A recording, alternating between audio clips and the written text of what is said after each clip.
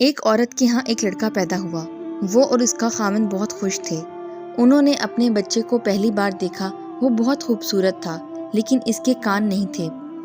انہوں نے ڈاکٹر سے پوچھا تو ڈاکٹر نے بتایا کہ اس کے کان اندر سے بالکل ٹھیک تھے اور وہ کسی بھی طرح سے معذور نہیں تھا، لیکن اس کے باہر نظر آنے والے کان نہیں تھے، اور اس کے لیے ڈاکٹر اس وقت کچھ بھی نہیں کر سکتے تھے کیونکہ وہ ایک بہت چھوٹا سا بچہ تھا۔ اس کی ماں اسی وقت سمجھ گئی کہ اس بچے کے لیے لوگوں کا سامنا کرنا اور ایک نارمل زندگی گزارنا بالکل ناممکن تھا۔ جب وہ بچہ اسکول جانا شروع ہوا تو وہ پڑھائی میں باقی سب سے بہتر تھا، لیکن حسد کی وجہ سے باقی لڑکے اس کے کان کا مذاق اڑاتے تھے۔ وہ جب بھی اسکول سے واپس آتا اس کا چہرہ لٹکا ہوا ہوتا تھا۔ اس کی ماں بہت پریشان رہتی تھی۔ وہ لڑکا آہستہ آہستہ پڑھائی میں بھی کمزور ہوتا جا رہا تھا کیونکہ وہ باقیوں کی باتوں کو دل پر لے لیتا تھا۔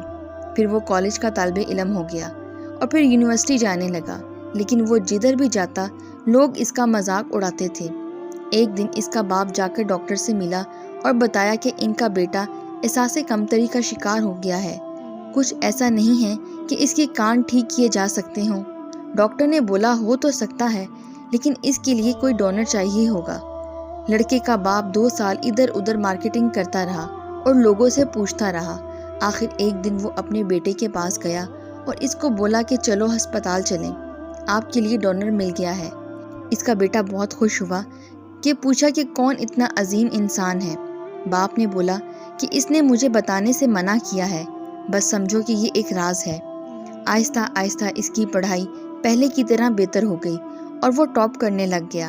اس نے اس کا آپریشن کامیاب رہا اور وہ دیکھنے میں بالکل نارمل بلکہ بہت ہی وجیح نظر آنے لگ گیا۔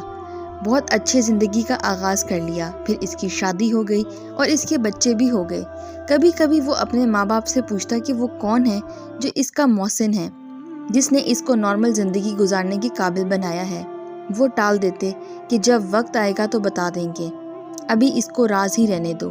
جس دن اس لڑکے کے ماں کا وفات ہوئی وہ اس کے لیے پہلے ہی بہت بھاری دن تھا۔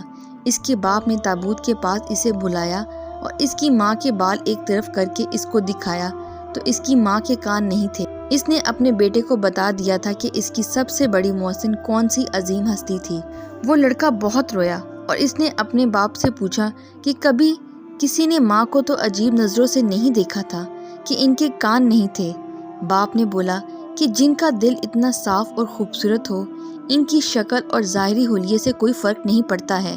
لڑکا اب سمجھا تھا کہ اس کی ماں اتنے عرصے سے بال ہمیشہ کھلے کیوں چھوڑتی تھی۔